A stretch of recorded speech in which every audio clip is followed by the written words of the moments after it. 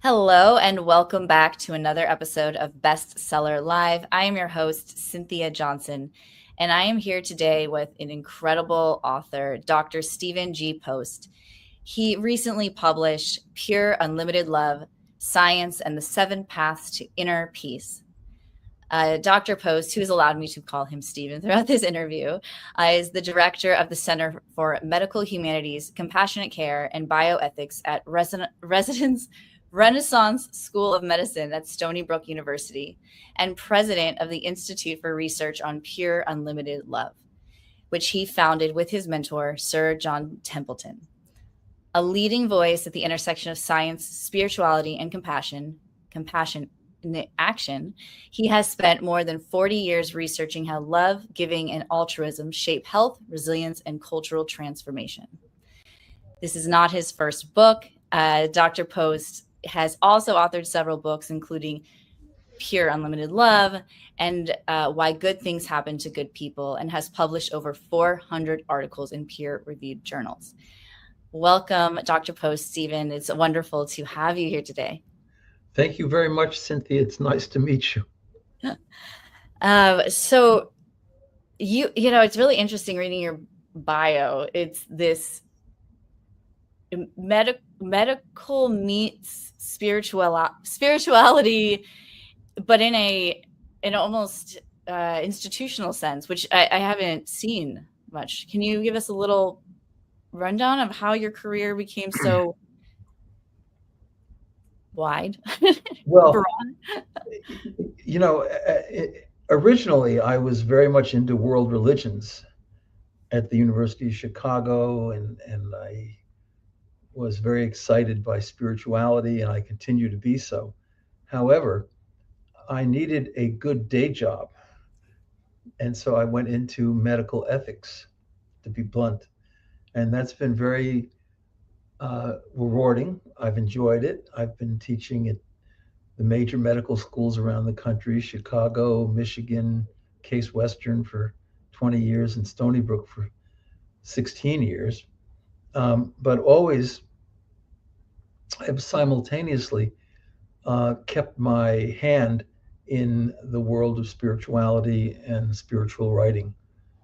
And I've been able reasonably well to incorporate that into medical school education, especially here at Stony Brook. It doesn't work every time, but here it's worked very, very well.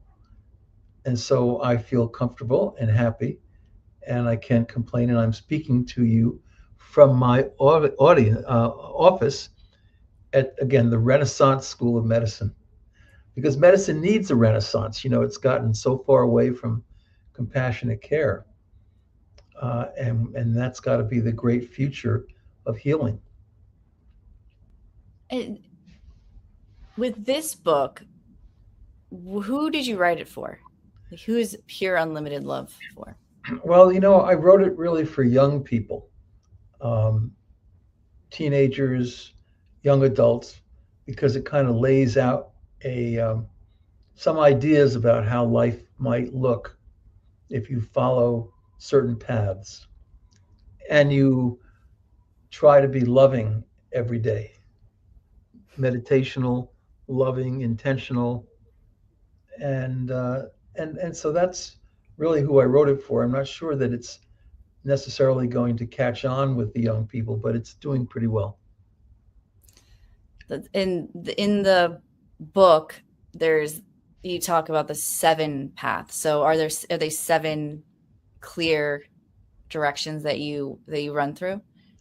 Well, not in a draconian way. I mean, I'm not trying to impose anything on anyone, but these are the 7 paths that I have found in my journey to be most meaningful. And we've also studied them with my institute at some very fine universities and looked at how you can operationalize love, by which I mean a profound kind of love, not the love of designer jeans or chocolate, although I have nothing against those things. But that's what it is. It's about the ways of love in these 7 different contexts. and how they can bring you a lot of joy and fulfillment. And how do you define love in the book? Aha. Well, I define love without any reference to uh, Greek or Latin or ancient languages. My definition is typically coffee house type language, everyday language. So, borrowing a little bit from a psychiatrist at the University of Chicago, um, when the security and the well being of another is as real or meaningful to you as your own, there's still self love in this. You love that person. Um, it works when I think about meeting an old friend in a coffee shop. They've had a hard time. When I think about a physician who has made a medical mistake and is thinking about leaving the field, it works when somebody comes in my office and tells me that their child, their son, has relapsed into an addiction disorder. So it's kind of commonsensical as a definition. No Far Eastern languages, although I think it's suitable for every culture. When the happiness and the security, the well-being and security of another is as real or meaningful to you as your own, and sometimes more so. That's in there. You love that person. And this, even though it sounds as a by definition sort of outwardly facing or other, right? Mm-hmm. It has a profound impact on the person. So if I have the capacity to love, you and your experience, how does that then impact me? Well, it brings you inner peace. I don't like to use the word happiness too much because it's been so widely abused. Everybody has written a book on happiness. Um, and what do we mean by happiness? Some people have very hedonistic definitions. Some people talk about it in very spiritual terms. Some people talk about it in terms of being totally immersed in the flow of creativity. Uh, there's so many definitions. It's even worse than the word love.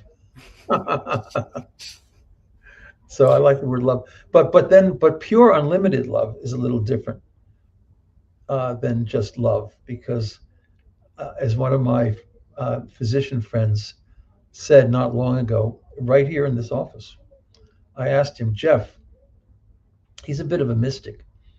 I said, what do you think pure unlimited love is? And he paused and he said very thoughtfully and beautifully, he said, unlimited love is the first thing you see when you close your eyes for the last time. Hopefully. Hopefully. And so we've actually done, for a fair amount of research on remembered experiences of death and how people will speak about this uncanny and profound love that they may have encountered. Not everyone, maybe 20% of people who are resuscitated after several hours will recount that kind of an experience. But that's not just a sort of a human behavioral thing. That's more metaphysical. So on the one hand, there's love as a human behavior, and then there's also love as the ultimate reality Right. underlying all that is.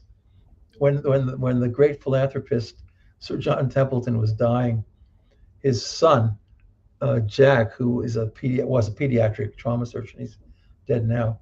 He called me up on my flip phone.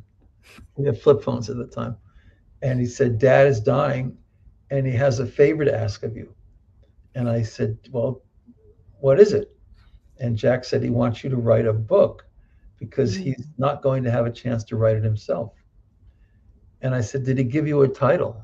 And Jack said, "Yes, ultimate reality is unlimited love."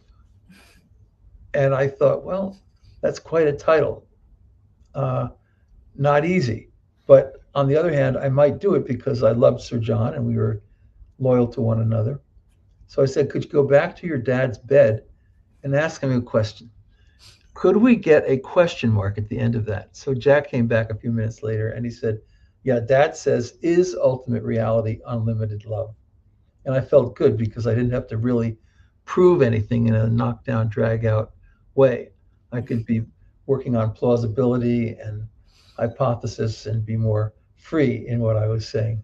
And we published that with at Templeton Press years ago. I mean, probably 12 years ago. Um, but it was fun.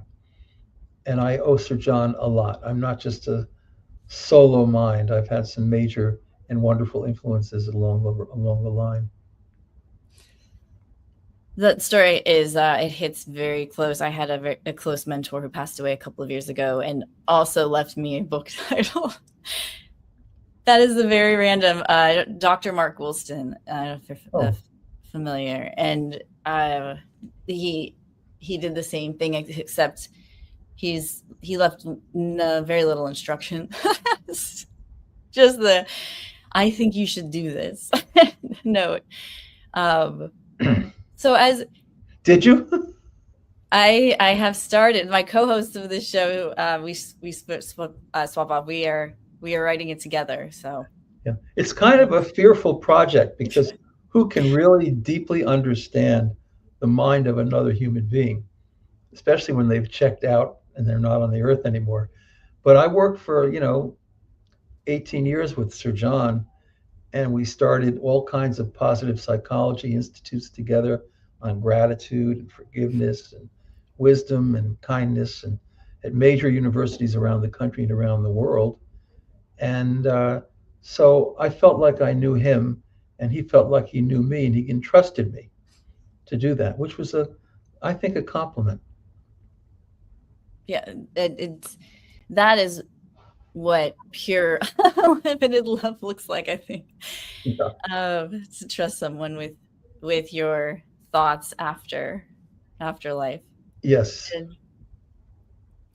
In the book, the subtitle sort of kind of speaks to this idea that you might address chaos as like, how can you live in a world of unconditional love through chaos, or maybe more unpredictable, pressure, intense times. Well, we live in very challenging times because I think we have, number one, we've forgotten how to laugh, including laugh at ourselves. Everybody is just so hyper serious. I'm a pretty serious guy, but I still love mirth. And in fact, on my circle of love, mirth is an expression of love. So you're out in California, UCLA, they have the Norman Cousins Center for Psychoneuroimmunology. And he was a writer in New York. He was the editor of the New York Review of Books. And he had a terrible autoimmune disease. The doctors couldn't help him in the least. So what did he do? He said, I'm going home and I'm going to laugh. So he watched videos from Candid Camera and the Three Stooges and the Marx Brothers and whatever. And he actually got better. And he founded a major worldwide movement through that particular series of actions. And there's now an Institute for Psychoneuroimmunology at the NIH. And they do beautiful studies on laughter at UCLA, which I think is really cool. That's I did not know that. That's incredible. Oh my gosh, that's amazing. Hey, Yeah. so I use little. They're not quite as bad as dad jokes, but I use a little more complicated mirth. Always positive, always uplifting, with patients who are interested in that, with medical students, with other clinicians. So my most recent one is this. See if you can get this. What do you do if you have dyslexia, insomnia, and you are an agnostic? What do you do if you have, dyslexia, insomnia, And Hallucinate? no, and you're an agnostic. Well, that's as good as it might get. But I suppose I would say the answer is there is an answer. You're up all night wondering about the existence of dog.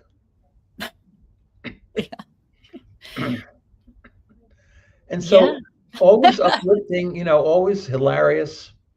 And that's because I fear that in our culture we're so locked into this horrifying acrimony and hatred that sometimes divides couples and families and children and parents and good old friends. I just don't want to have anything to do with it.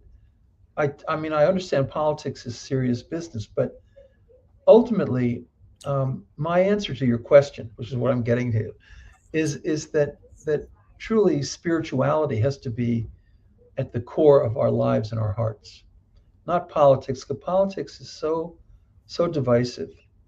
When I was a kid growing up, my mother was very Irish, my father was very Mhm. British. Oh, She liked John F. Kennedy, my dad liked Nixon, and they would argue and debate at the table, but they never threatened each other and they never killed each other. Uh, and I learned that you can disagree without hatred. And that's what I think we need to get back to, is the idea that you can be, even in disagreement about serious matters, you can still be loving. and in that case, what you're describing would be this pure unlimited love, as you can you don't have to own that person's thoughts or feelings to value them as Yeah, theirs. Or right. And I teach a lot of courses, graduate courses, and I always have debates. I ask students to take up with integrity and respect a position that they do not agree with. And I ask them to present it as clearly as possible, to think about all the counterpoints, and then to really tell us what they think in light of what they've said. And that's really the classical modality of philosophy, because otherwise you just get into this incredible acrimony and it becomes so diabolical and so hate filled. You have to step back in humility and take more seriously ideas of others that may be flawed and imperfect in your own mind, but that you still want to encounter.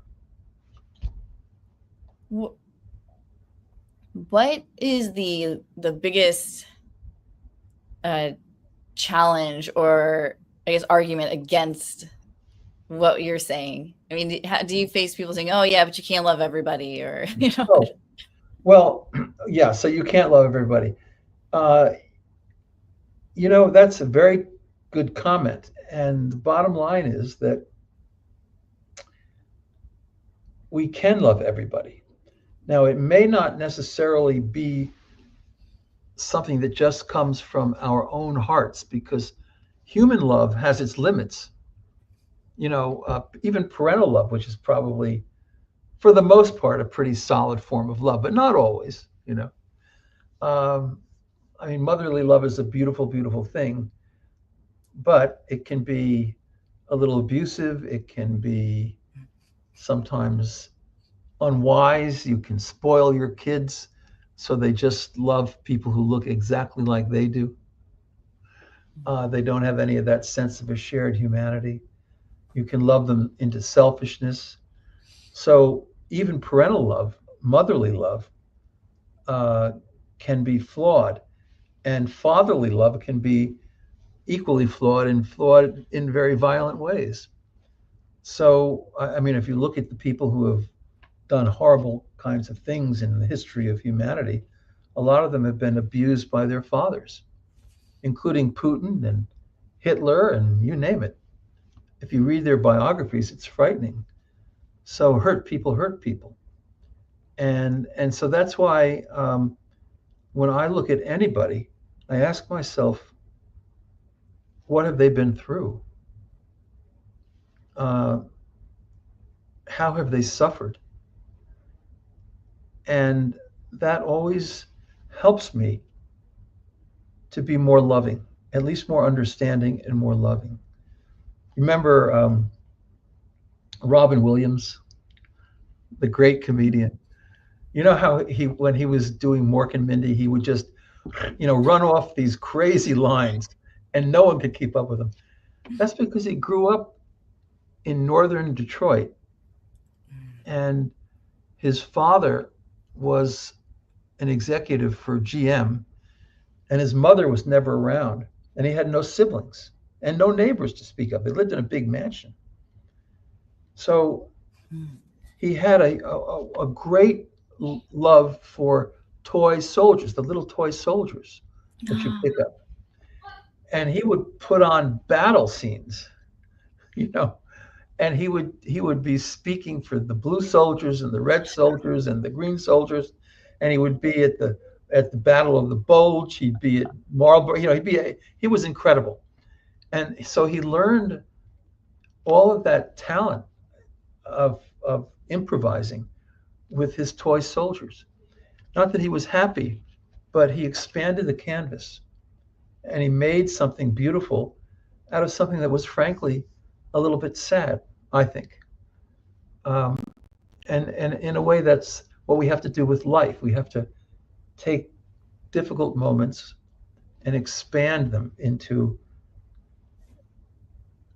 the best we can do. Can I tell you a quick story? Please. I came here I was 20 years at Case Western Reserve Medical School. I loved it there. And I still go back I'm wearing a Cleveland shirt. They're now the Guardians, not the Indians. And that's probably a good idea. And they got rid of the Chief Wahoo image, which was unacceptable. But, I left Cleveland with a lot of pain in my heart because even though I had a prestigious job here in New York and it was paying me more money and there were a lot of positives, I was running my own program as I wanted to design it. It was still very painful. So I got here and I'll tell you, it was the summer of 2008 and it was raining cats and dogs. And my wife was with me and my son, my younger child, Drew. And suddenly it dawned on them that we'd really left Cleveland. He was getting texts from the people on his soccer team in junior high. And Dad, how am I going to play soccer? I'm in New York. So, and my wife was very upset. We had talked about this, but it hadn't really been processed. And so they were screaming bloody murder. It was one of the worst nights of my life. And what did I do? I didn't get mad. I went out in the car. First, I said, hold on. I can't really do much about this at this point, but I can go out and get some pizza. So I went out in the car on 25A to Little Joe's Pizzeria. And I was in the foyer of the pizza place, and there was a newspaper only known to natives of the North Shore of Long Island. It's called the Three Village Herald. And the only article on the front page was in big black print, the headline, "Unlimited Love Comes to Stony Brook." And some cub reporter had gone online. I'd done things for Oprah and Dr. Oz, all kinds of stuff. And she picked all that up. And she even interviewed the dean of the medical school, who was a very well-known pediatric nephrologist, and my department chair. And they said, well, we don't know much about this unlimited love stuff, but we think he can create a program that will help medical students and physicians practice more compassionately. So they already were ahead of the game because that was a great thing to hear. So what happened was, I thought it was just a terrible way to get started. The next day I was coming up the escalator in the medical school for the first time. And there was a guy up on the top of the escalator with his arms folded like Mr. Clean in those old commercials. And he said to me, "Are you Dr. Post?" And I said, "Yes, sir. Can I help you?" And he said, these were the first words I got here at this medical school: are you going to save us? And I said, this was an almost Nobel Prize laureate biochemist. I said, I'm not sure, but I'll do my best. And then that next morning, I called the president of the university who had hired me, and I said, Shirley, how'd you like that article in the Three Village Herald? And she said, well, I read it. It was interesting. I said, did anybody give you phone calls about it? Because you wonder, you know. She said, yeah, I got a lot of phone calls from emeritus professors, male emeritus professors. And I asked her, what did they say? Well, they wanted to know, what kind of love are we talking about? So it was a very difficult moment, honestly, because I thought, oh my God, how can I build anything here with this kind of news article out about me on the first day and everybody reading it? But they were wonderful. They were great. They understood it. They actually, a lot of them agreed with it and came to my office and said, how can we make this a world of unlimited love? So I knew I was in the right place, even though it was a hard beginning. So you have to expand the canvas, like a Jackson Pollock painting. Begins with a lump of paint that isn't very attractive, but by the time he covers it over with all those psychedelic lines of great coloration, it's in the Museum of Modern Art. It sounds like you're exactly where you're supposed to be, because what good is your message if everyone already heard it and is practicing it? Yes. Right? Like, it's the pressure of entering that space and having to almost explain yourself. Yeah. Oh yeah. So I started this center for medical humanities and compassionate care, and tacked on bioethics, although that's less important. Much more interested in the humanism and the compassion. And we've created all kinds of new approaches, and we were awarded the Alpha Omega Alpha National Award for innovation in the identity formation of medical students. And we've gotten all kinds of other really neat awards too, a lot of national recognition. And the students just love this stuff. They come into medicine wanting to be empathic and compassionate and kindly. And it kind of gets drummed out of them because of the schedules and a whole lot of other factors. Yeah. But we want, you know, our students, shockingly, they're very attractive candidates to the top residencies in the country because they're more than most residents might otherwise be. They want to talk about compassionate care. They've done research on it, and people just want to talk to them about that. And they wonder, could you possibly bring that here to Yale or to wherever it might be? And they do. I have two more questions, and we're running out of time, so I'm going to give it, but I have to get this out.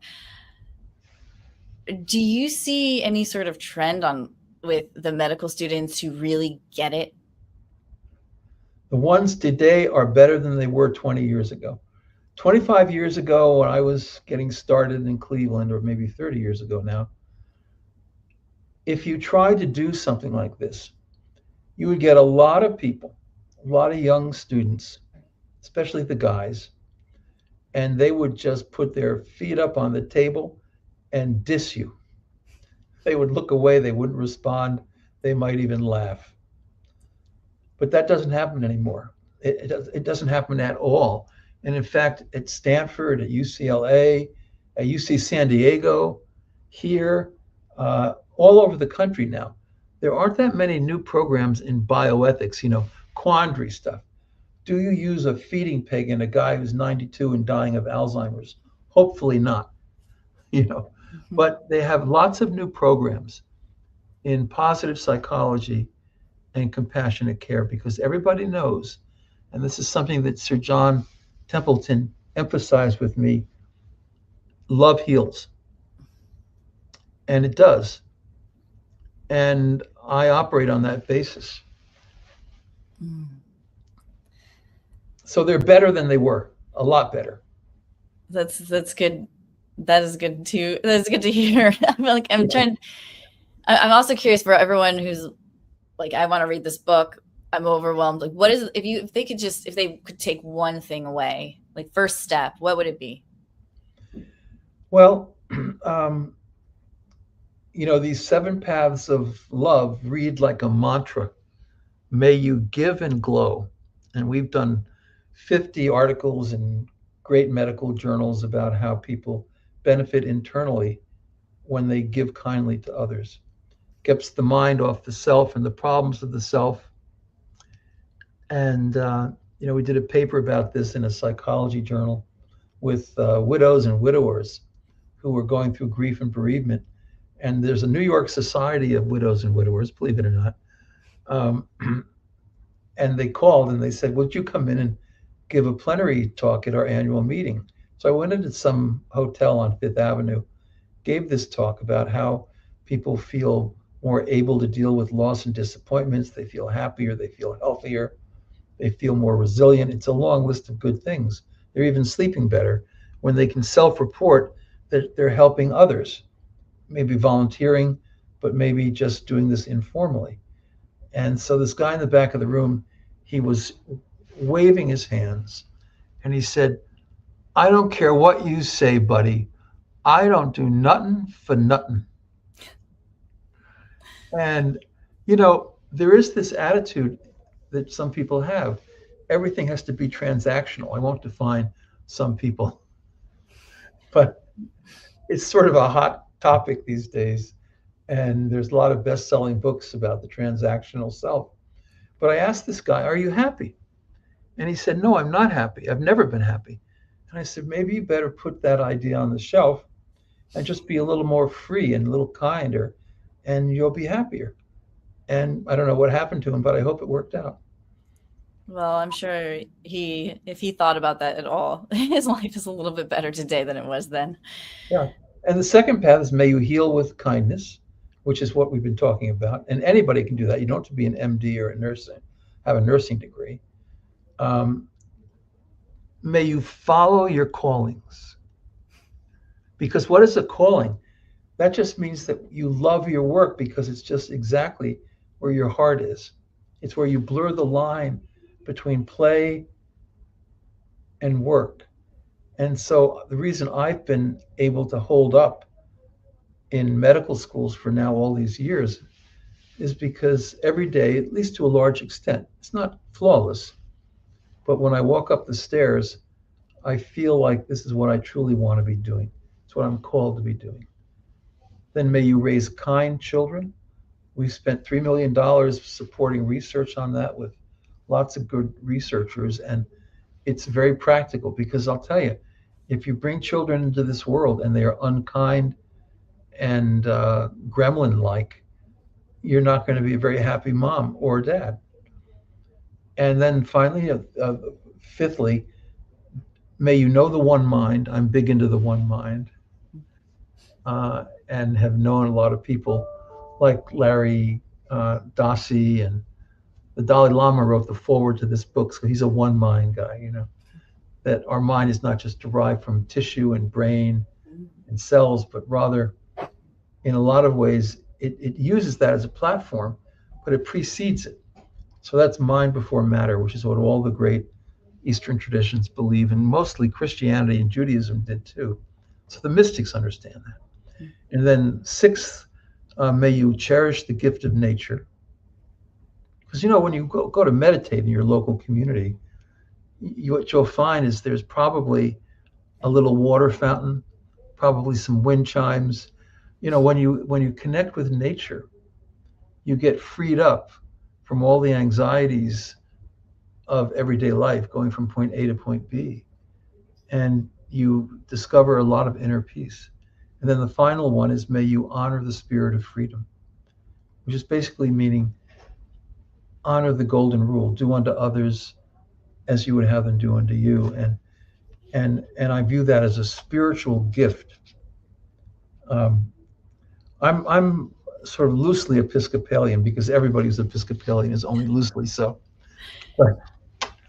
But I'm also, I'm very into Hinduism, and I go to Bangalore to the Indian Institute for Advanced Studies, and we had a wonderful conference on consciousness.